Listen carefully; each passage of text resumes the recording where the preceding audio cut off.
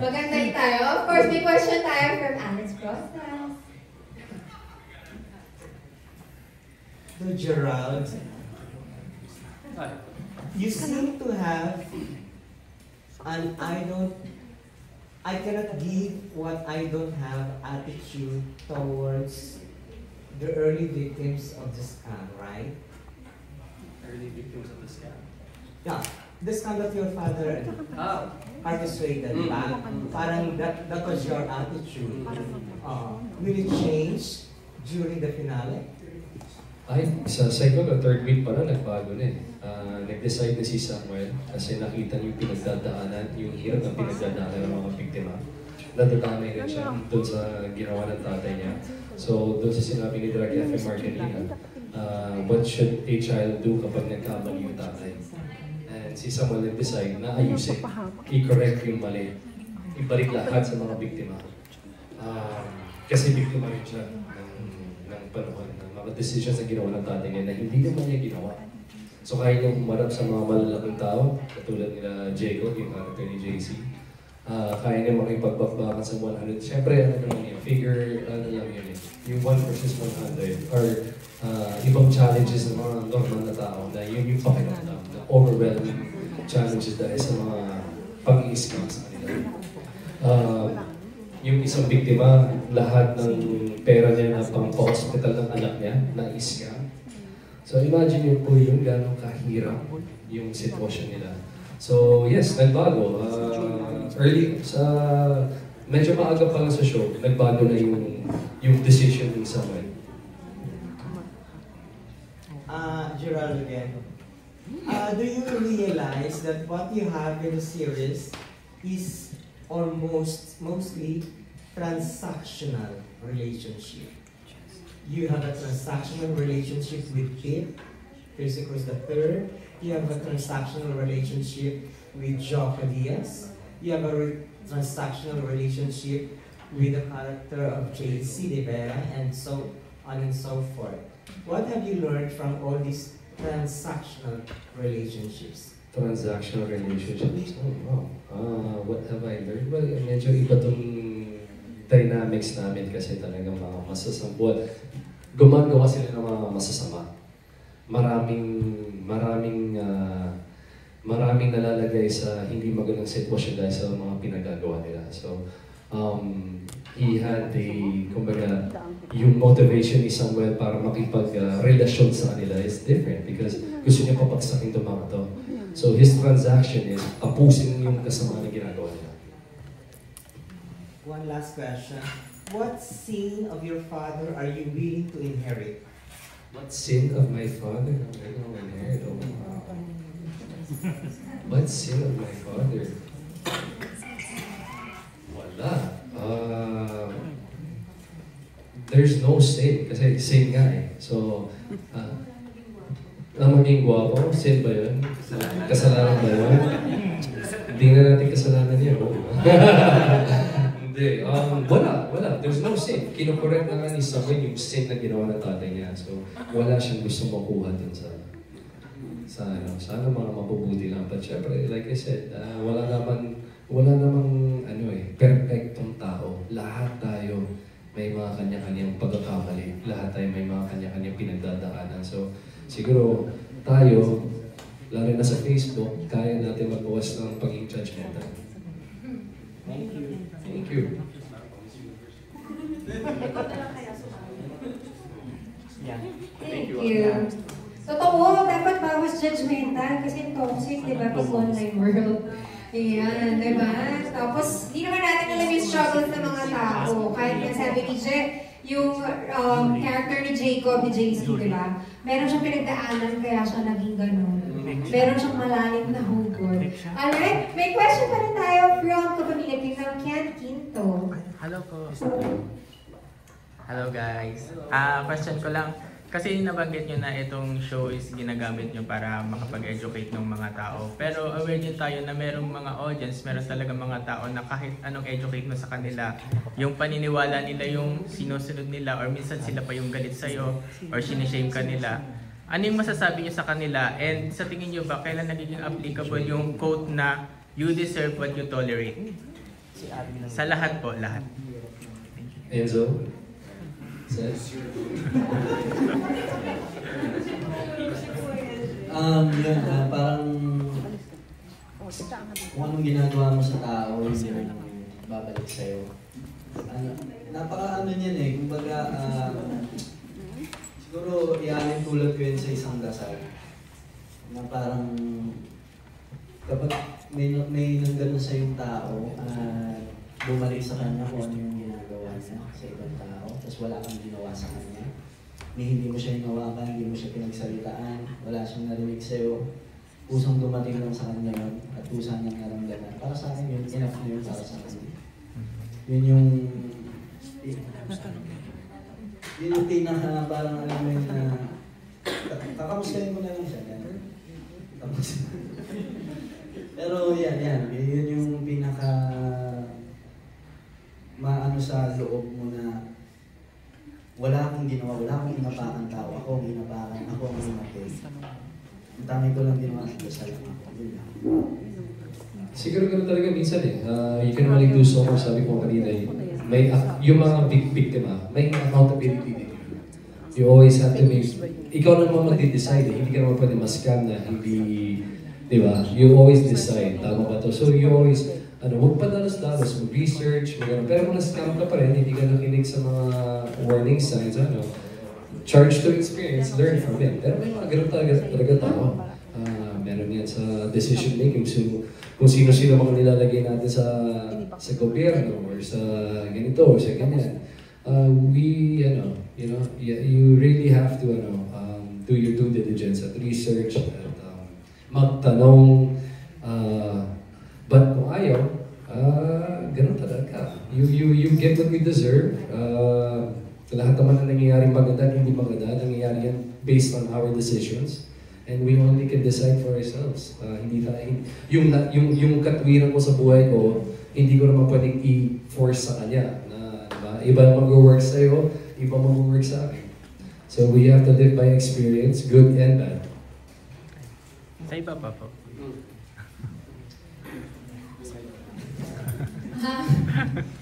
Francine? Take one for the team na lang to Actually, yung about what you said, you deserve what you tolerate. It's true naman. It doesn't apply only sa scamming. It applies in all aspects of your life. Sa pag-ibig, sa friendship na toxic, sa trabaho na negative na sa'yo.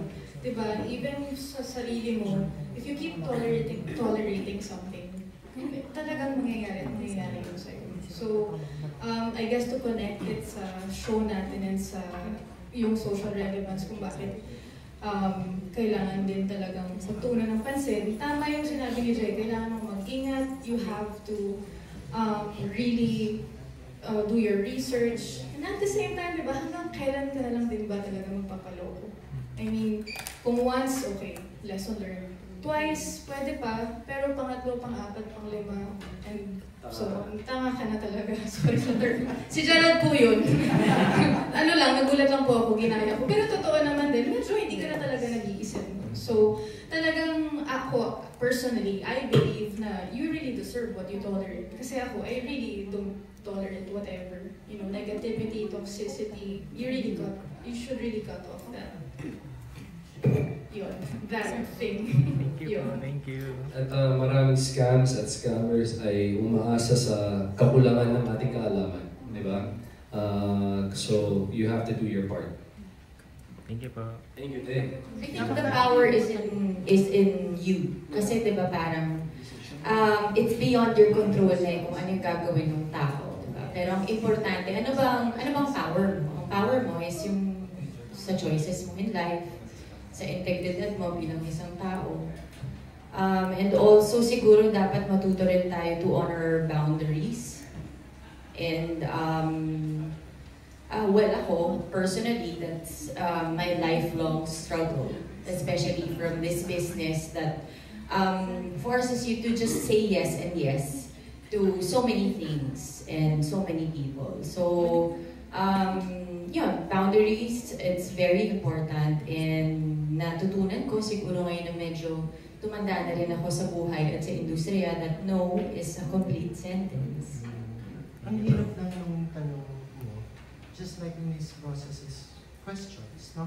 At interrelated kasi yan, kasi tignan mo, in our society, makakakita ka, nag-endorso ng mga politiko. O tapos, lahat ng ipanalo, kurako. Tapos kailangan panghingi ngayon ng transparency. Diba? Interrelated kasi itong buhay natin.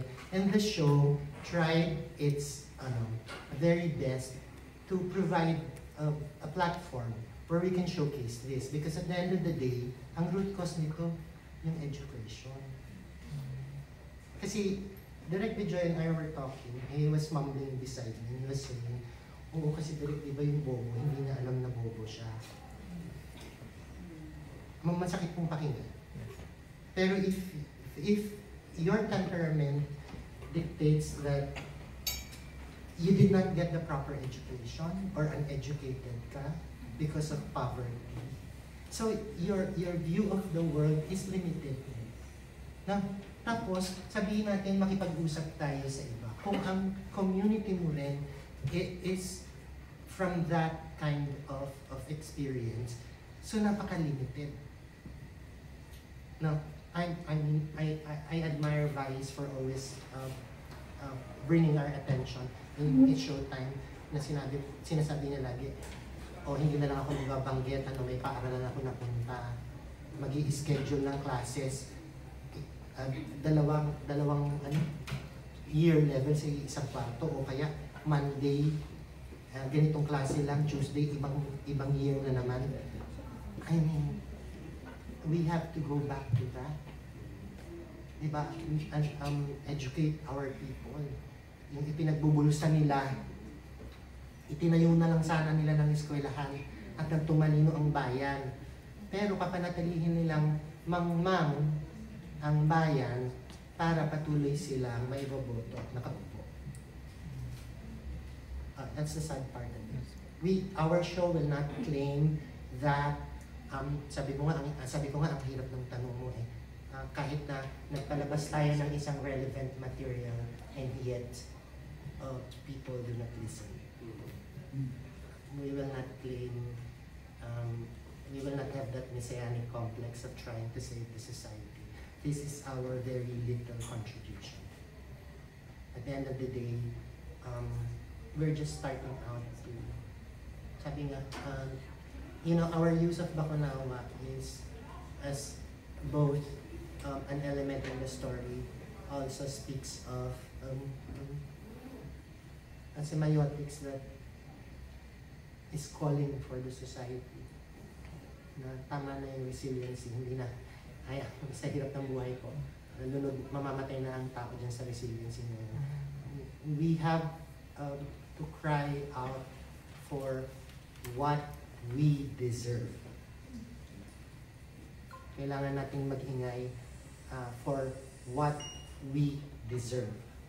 Hindi po natin deserve na gumagapang sa iba. Hindi po natin deserve na nalulunod sa bahay. What we deserve is a better society, better leaders. So yun. Incidentally, yesterday I was attending a mass and malalaman po ninyo sa mga darating na araw kung bakit napakamakahulugan ng show. The priest said on November 21, let's go out of the streets along Katipunan. They're calling for a noise barrage. Try to see the show and know why we are all emotional about what we are trying to do in our show. I think coincidental, but marami na kasi tayong ganyan, diba? And we have to unite to better ourselves. We don't deserve this. Actually, kasi kahapon, kakagaling ko lang ng Japan. Tapos, tinanong ko, sabi ng kaibigan ko na grabe kasi yung taxes dito, 48%. So, sakit na sakit siya. Ang sabi ko sa kanya, I think our taxes 32%, 30%, mga more or less ganyan. At least kayo, alam nyo, nakikita nyo kung saan napupunta. Nakikita nyo physically, nakikita nyo through your education, infrastructure, yung discipline ng mga tao, sa amin hindi namin nakikita. Marami pong naghihirap sa amin. And kahit kalahati po doon sa nawala, kahit kalahati man lang, ang laking pagbabago yan sa ating bansa. So, ang kagandahan lang ngayon, I think kahapon pa yun, yung nagkaroon ng protest sa Carino ba or sa Grandstand, sa Luneta. Pababa ako ng aeroplano kagabi, nakikita ko sila. Sobrang ano. I think pupunta na tayo doon. I think pagod na rin po yung mga tao. So again, babalik lang ako doon. Our responsibility of everyone here through our work is to always, bring that awareness sa mga tao. Because tama na po. Mahirap po yung para sa isang Pilipino na lalungoy sa baha. Pupunta lang po sa trabaho niya na minimum wage para lang may pagkain yung pamilya. Yan po yung mahirap. Yung trabaho namin, yes, mahirap. But nothing compared sa gano'n. Nothing compared. Alam ko po gano'n katubig yung tubig na yun eh. And imagine mo yung every month, parang lalo na sa taon na to, kailangan nila dumaan sa gano'n. Why? Decision making ng mga leaders natin yan. So, yung sinabi mo, is this it? Is this what we deserve? By our decision making? Maybe. Pero sana magising na tayo. Nakita natin yung hirap. We experience it every day. Every day. I don't know. I mean, I don't want to generalize. Pero baka yung mga decision makers natin, hindi nila alam gano'ng kahirap yan. Gano'ng kahirap lumukay sa Araneta Ave kapag may baha.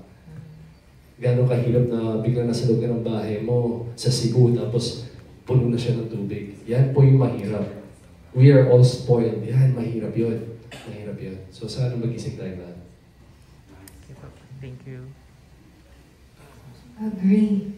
Ang lalim ng usapan. Ang lalim. Ganyan kalalim yung sins of the father. Hindi lang siya basta entertainment di ba? Ang daming hugot na pwedeng tackle at matutunan ng mga tao from us. Meron sinasabi si Derek. Yes, Derek. Dahil mo sinakatang babae. Derek, kung kayo Sa unang dadakipin. HR po ako, nagbibigay lang ako trabaho na rin. Alright, may question pa po tayo from Ms. Nika Sabio ng Push. Pwede po yung hindi masyadong malalim. Parang medyo nahirap. Charot. Hindi ko na alam kung paano ko susunod. Kasi na-agree ko.